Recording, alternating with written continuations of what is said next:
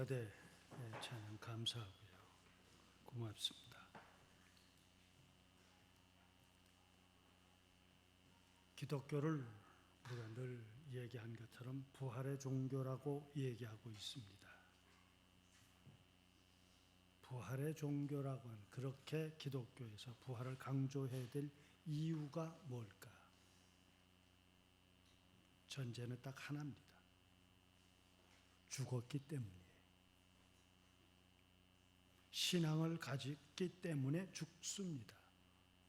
착하자고 하는 것 때문에 죽습니다.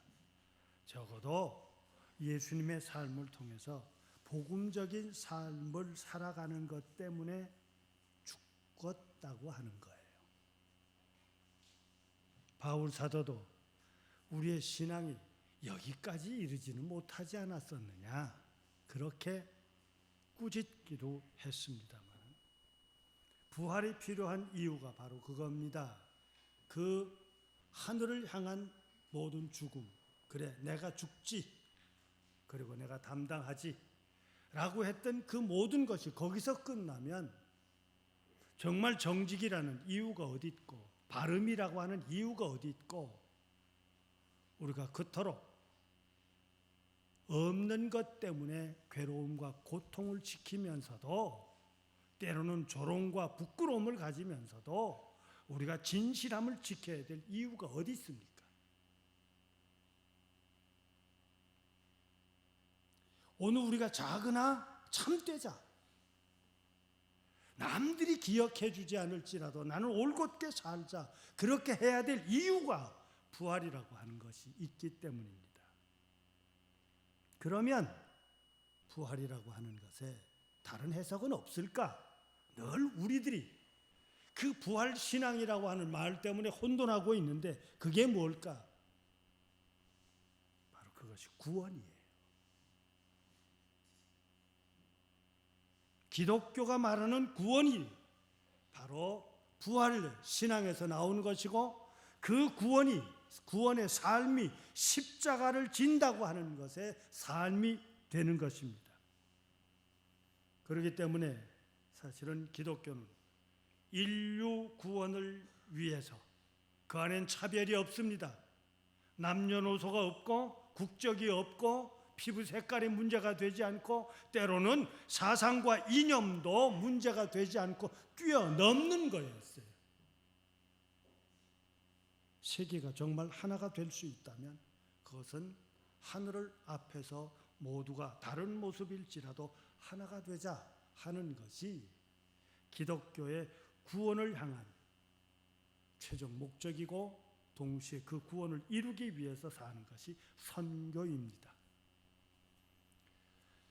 사도행전 15장에 가면 이 선교사를 최초로 파송하는 종교 결의가 있습니다. 그것이 1차 바울 사도가 1차 전도 여행을 마치고 이방에 생긴 예수님을 구주로 믿는 사람들을, 예루살렘 교회가 유대 출신 예루살렘에 있는 기독교인들이 어떻게 받아들일까, 이것을 회의를 하면서 두 가지 놀라운 결정을 합니다. 그 첫째는 이방인들도 다 구원의 대상이라고 받아들이자. 거기에 사도 바울과 또 그 야고보가, 예수님의 형제 야고보가 놀라운 결정을 내립니다. 사도행전 10장, 11장, 12장에서 보면 우리가 늘 요바에 있는 그 가죽 공장이 집에 기도할 때 로마 장교가 기도하다 환상을 보며 베드로를 초청받아다가 너희가 그의 말씀을 들어라 했던 그때 그 체험, 그래서 그 집에, 장교 집에 가서 주의 복음을 전할 때 온 가족이 다 방언과 함께 세례를 받았잖아요. 바울은 그 회의에서 이렇게 고백합니다. 하늘이 그들에게도 우리와 똑같은 영과 똑같은 체험을 허락했는데 내가 뭔데 그것을 가로막겠는가? 이것 때문에 회의에서 결의된 것, 바로 이방 사람도 예수님을 구주로 믿는 모든 사람들은 구원의 대상으로 본다. 두 번째 결의는 바로 사도 바울로 하여금 너는 이방인의 선교사로 그 자격을, 사도로서의 자격을 임명한다. 성서에 보면 이것 때문에 바울은 그의 글 곳곳에 보면 너희들이 정작 선교사로, 성직자로 너희들이 공식화해놓고 왜 날 늘 사도 바울이라고 했다가 사도 선생이라고 했다가 이게 도대체 나를 갈등을 가지게 하느냐 하는 것도 조금씩 드러나고 있습니다만, 기독교가 그때 필요했던 것은 바로 세계 선교였습니다. 그래서 우리가 잘 아는 로마 교회를 향한 이 로마서에서는 로마서 8장, 그럼 아마 우리 신앙생활을 오래 하셨고 공부 오래 하신 분들은 탁 떠오르는 단어가 있을 때 로마서 8장 구원장 그래야 돼요. 구원장. 모든 사람들은 구원한다. 그렇게 구원받은 사람들이 누구냐? 9장, 10장, 11장에서 나오는 것이 바로 9장은 큰 제목은 선택받은 모든 사람들은 하나님의 뜻으로 선택받은 자들입니다. 겨우 여러분, 오늘 우리가 어떤 모습으로든지 이 자리에 나와 함께 예배드림이 하나님의 뜻이 계셨다는 것으로 믿고 고백하시기 바랍니다. 사도 바울의 얘기예요. 그러면 내가 하나님으로부터 선택받았다면 늘 그들이 가지고 하나의 씻을래야 씻을 수 없는 그들의 괴로운 게 하나 있었는데 신앙 안에서 보다 더 완전 앞섰다는 이스라엘 사람은 그럼 뭐냐? 유대인들은 뭐냐 하는 거예요. 그래서 성서는 10장에서 얘기합니다. 그래, 먼저 선택받은 이스라엘이 세계 선교의 일을 해야 됨에도 불구하고 하나님의 역사를 내 것, 우리 것 이렇게 단절시켜버렸다. 그러게 이스라엘은 그가 마땅히 했어야 할 사명을 감당하지 못했기에 소위 이스라엘의 불신앙을 얘기합니다. 그래서 하나님은 우리를 택하셨다. 11장에 넘어오면 그래서 우리 이방인을, 그래서 하나님은 이스라엘이 가로막았고 이스라엘이 하늘의 역사에 충성을 하지 못했다 할지라도 오늘 우리를 하나님은 구원해 주셨다고 하는 이방의 구원을 강조해 주고 있습니다. 여기서 신학적으로 문제가 되는 것이 율법적인 의냐 복음의 의냐 하는 거예요. 우리 모든 신앙인들도 가슴속 깊이에 기독교인들에게 타인에게 해롭지 않다면, 해를 끼치지 않았다면, 소위 착하게 살았다면 그것이 신자의 삶이 아니겠느냐? 동의하십니까? 예라고 하십시오. 그러나 반대로 신자가 아니면서도 이웃에게 해를 끼치지 않고 자기 나름대로의 삶을 산 사람, 소위 이것이 구원의 대상입니까? 아닙니까? 받을 수 있습니까? 없습니까? 라고 묻는다면 단호하게 아니라고 하십시오. 왜?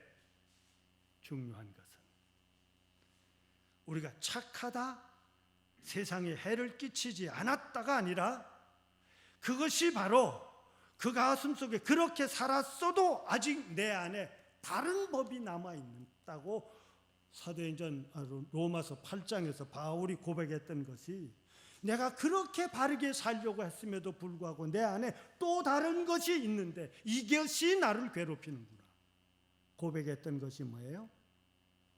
하늘 사람답게 온전히 구원받은 자요 악의 유혹도 받지 않고 내 마음속 깊이 부끄러움이 없는 거룩한 자가 되기를 원함에도 불구하고 그렇지 않다는 겁니다. 무엇을 했느냐 아니라 착한 일을 하고도 그 마음속 깊이에 남들이 좀 알아줬으면 하는 또 하나의 욕구가 나를, 그래서 내가 누구를 도왔느니 내가 이렇게 잘했느니 얘기를 할 수밖에 없는, 때로는 알아주지 못함에 대한 안타까움이, 섭섭함이 나한테 있더라고요.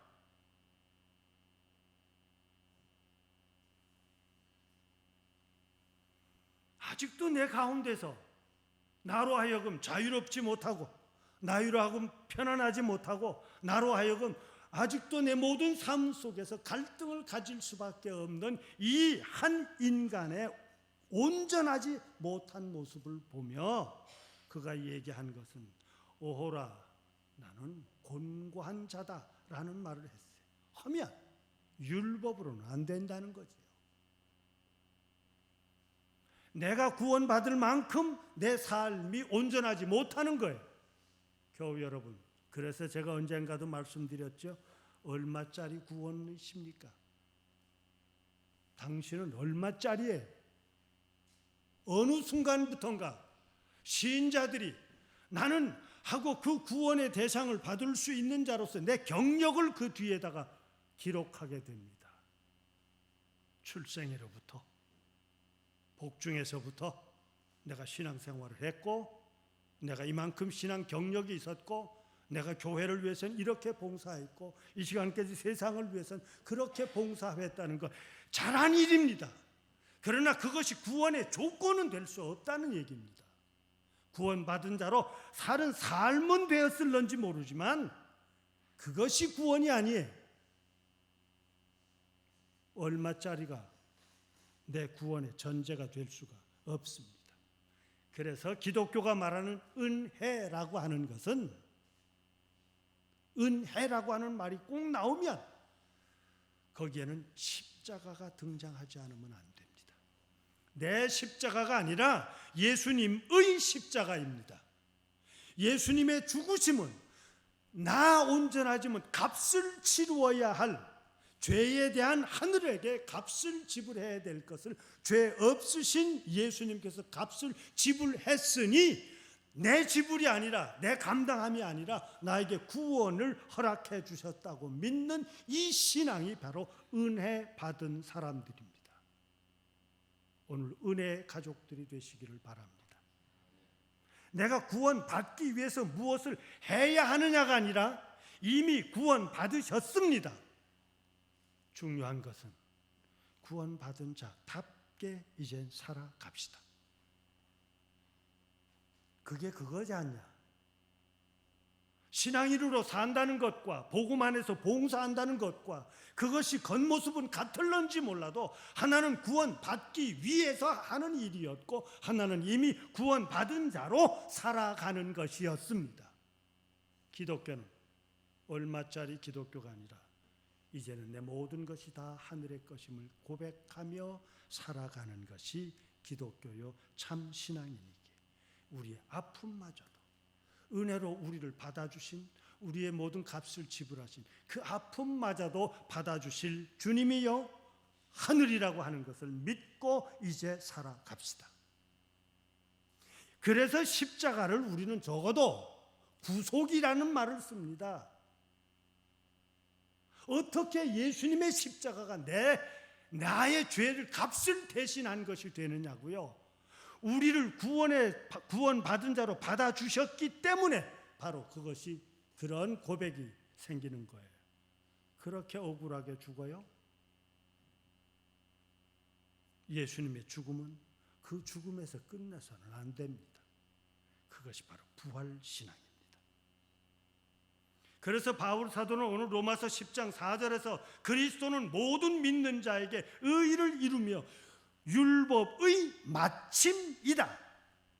우리의 다른 말로 번역하면 끝이다 그런 얘기예요. 또 다른 말로 이해를 돕는다면 완성되었다. 이 마침이라고 하는 테로스라고 하는 이 성서는 더 이상 온전하기 위해서 더 필요한 것이 없도록 완벽하게 끝마침을 이야기합니다. 예수 그리스도는 오늘 우리의 구원받은 자로서의 모든 삶을 완벽하게 지불해 주셨어요. 너와 나의 그 어떤 구원에 더 채워야 될, 더 이루어야 될 것이 필요 없다는 것입니다. 그것을 바로 마태복음 16장에서 보면 주는 그리스도시고 살아가신 하나님의 아들이십니다 라고 고백했던 베드로를 보고 그래 내 위에다가 너는 이제 베드로라고 하자. 그리고 그 위에 내 교회를 세우마 하고 하셨던 그 귀한 선언, 이제는 율법의 조항이 아니라 예수님께서 우리에게 보여주셨던 그 삶으로 이 교회가 시작되는 것입니다. 헌데 우리 교회 안에 목사를 봐도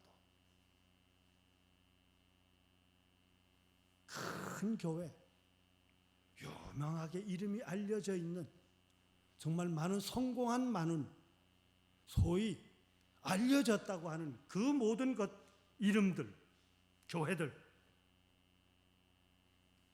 의심스러울 때가 많습니다. 바로 가고 있는지, 작다는 내가 지금 그 복음을 바로 지키고 있는지, 크다는 그들 복음에서 벗어나 있지 않은지,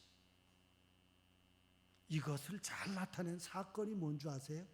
의심 많은 도마라고 되짓는 곳입니다. 예수님이 부활하셨대. 그리고 그 예수님께서 우리의 모임이 문 다 닫고 우리끼리 모여 앉아있는 그곳에 나타나셨대. 그런데 도마가 그 자리에 없었기 때문에 나중에 와 보니까 예수님은 부활하셨고 예수님을 만났다는데 도마의 눈에 비친 베드로와 다른 제자들이 도대체 예수님의 살아나신 예수님을 만났다면 그들의 표정이 저래서는 안 돼. 지금 이렇게 살아서는 안 돼. 그래서 도마가 말합니다. 나는 믿을 수가 없다고. 어떻게 신앙인이고 예수님이 구주로 고백하며 받아들이며 그 일을 위해서 이 시간까지 살아왔다는 내 모습 속에서 왜 그 예수님이 안 보여요? 오늘 기독교가 중요한 것은 기독교가 하고 있는 모든 세상을 향한 일 속에 예수님의 그 가르치심의 복음이 없다는 겁니다. 교회 나가는 것들이나 교회 나가지 않는 것들이나 차이가 없다고 하는 거예요. 나는 믿을 수가 없어요. 얼마나 거북했겠습니까? 예? 도마가 이런 질문을 하고 있을 때 도마의 질문을 받은 그 자리에 있었던 베드로, 그 당시에 있던 제자들, 그 당시에 함께 있었던 제자단들 얼마나 거북했겠습니까? 그런데 중요한 것은 예수님께서 그 순간 그 뒤에 나타나시면서 내 손가락을 내 손바닥에 넣어보고 내 손가락으로 내 옆구리에 넣어봐라. 믿음 없는 자가 되지 말고 믿는 자가 되라. 여기서 중요한 것은 이 제 해석입니다. 예수님의 부활을 믿었느냐 안 믿었느냐가 아니라 예수님의 부활했다는 제자들의 그들의 고백을 믿을 수가 없는 거예요. 오늘 우리의 신앙을 믿을 수가 없었던 것이 도마입니다. 아니, 남을 향한 질문하지 맙시다. 내가 나를 향해서 보십시다.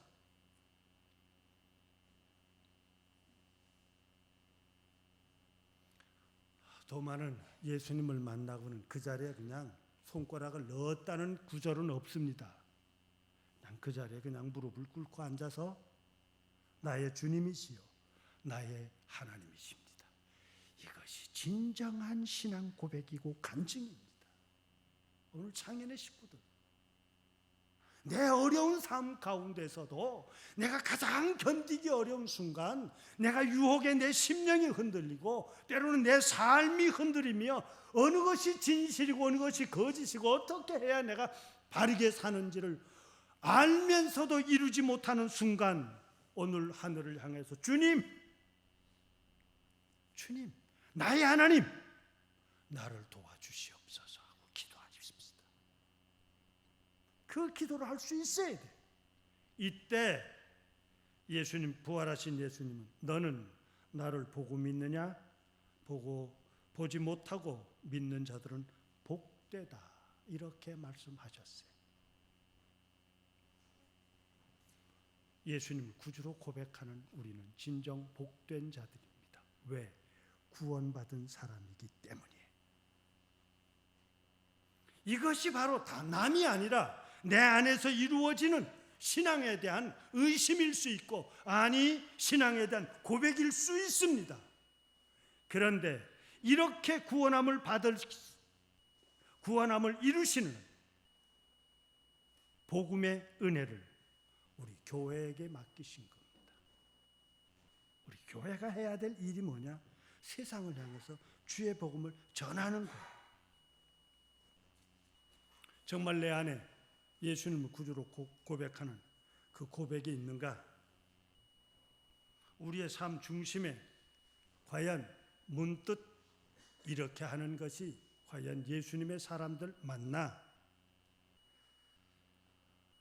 내가 하늘을 잊어버리고 사는 순간에 과연 예수님의 죽기까지 사랑하셨다는 그 사랑에 대한 보답이 이게 맞는가?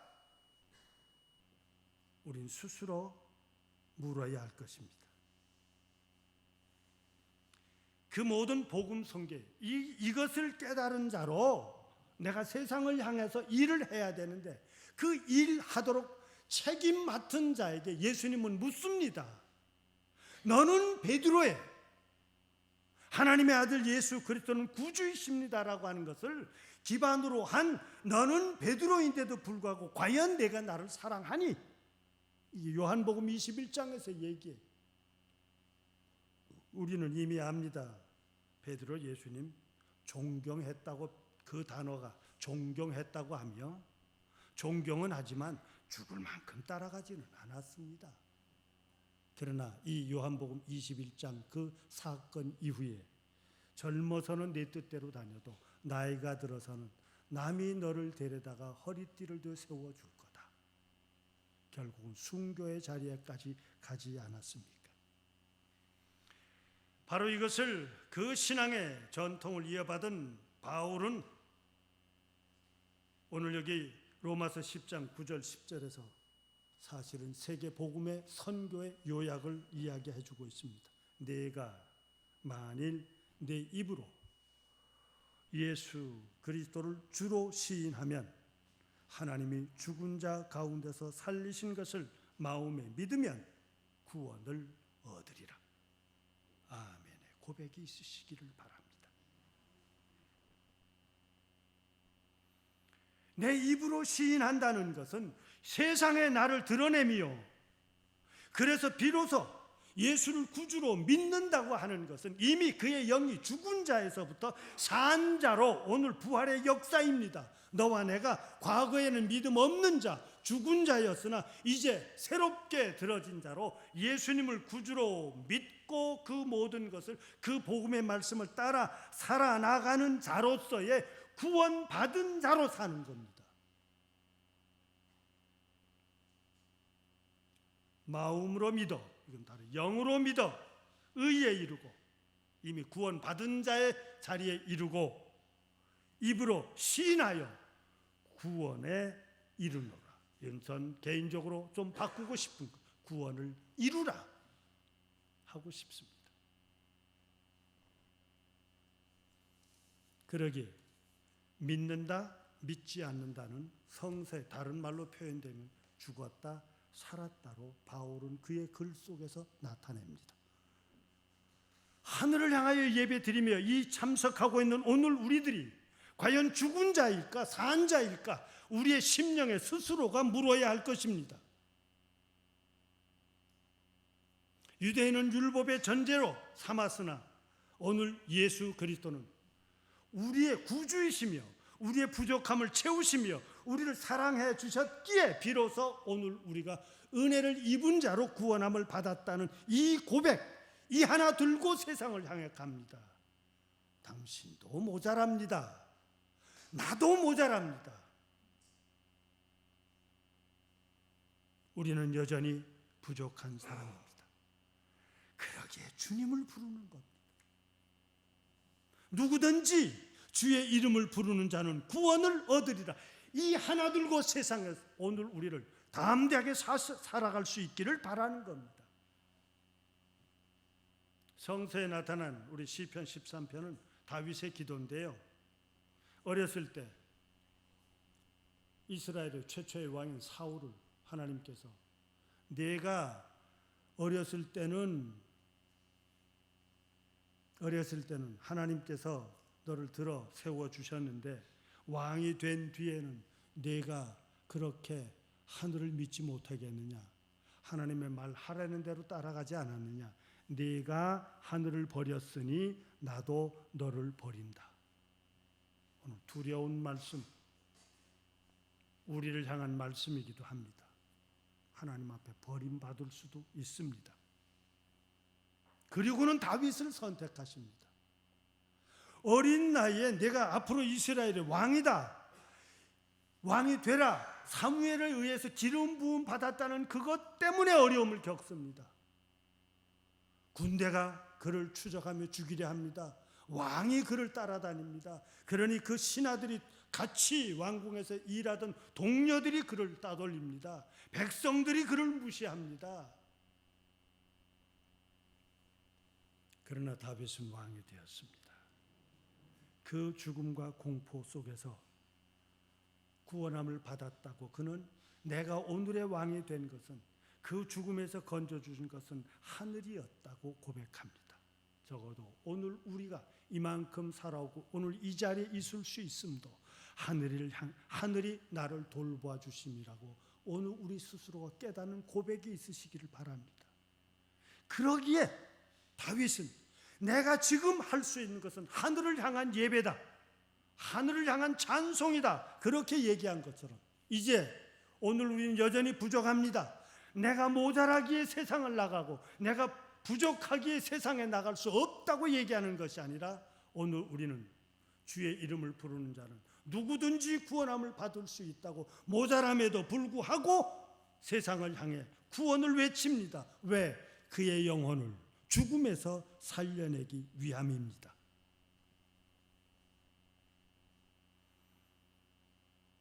누가복음은 특별히 이방인들을, 약자들을 관심에 많은 사람이었는데 그의 복음, 누가복음 17장에서 보면 하나님의 나라, 하늘나라 다른 데 있는 것이 아니라 너희 안에 있다. 이 시간 우리 안에 하나님의 나라가 있으시기를 바랍니다. 그리고 내가 살아가는 그 자리, 내가 일하는 일터 그곳에서 하나님의 나라가 없음이 아니라 이제 이곳에서 하나님의 나라를 일구어 가야 할 자로 깨달으실 수 있기를 바랍니다. 아직도 세상은 주의 복음을 듣지 못하고, 아직도 세상은 권유받지 못하고, 아직도 세상은 믿노라 하면서도 두려운 것은 죽음의 자리에 있는 영혼들이 있다는 겁니다. 로마서 10장 그 이하를 쭉 내려가 보면 그러기에 부름받은 사람들이 있습니까? 그들이 나가서 들은 것을 전하십시오. 그리고 부름받은 자들이 있습니까? 깨달음대로 살아가서 세상이 너희들의 삶을 통해 하늘을 보게 하십시오. 듣고 보고 비로소 그런 모든 아직도 깨닫지 못한 사람들이 하늘나라의 구원의 대상으로 돌아오지 않겠습니까? 이렇게 복음을 증거하는 자, 좋은 소식을 전하는 자의 발 참으로 아름답다, 그렇게 했습니다. 겨우 여러분, 한 주간 동안의 우리의 모든 삶이 아름다우시기를 기원합니다. 기도합시다. 사랑의 하나님, 죽은 자로 살기보다 부활의 신앙을 고백하는, 부활의 교회가 되고자 하는 우리 창현의 식구들, 살아있는 자로 한 주간 살기를 원합니다. 아직도 모자랍니다. 바울이 난 참으로 불쌍한 자라고는 했던 모습이 우리 안에 나의 모습입니다. 그러나 오늘 우리를 통해서 또 하나님은, 또 하늘은 일하기를 원하는 줄 믿사오니 우리의 또 한 주간의 삶 속에 성령이 함께 하심으로 있는 그곳에서 믿는 자로서 하늘 앞에 영광 돌리는, 예배 드리는 삶이 되게 하여 주옵소서. 그리스도이신 예수님의 이름으로 기도드리옵나이다.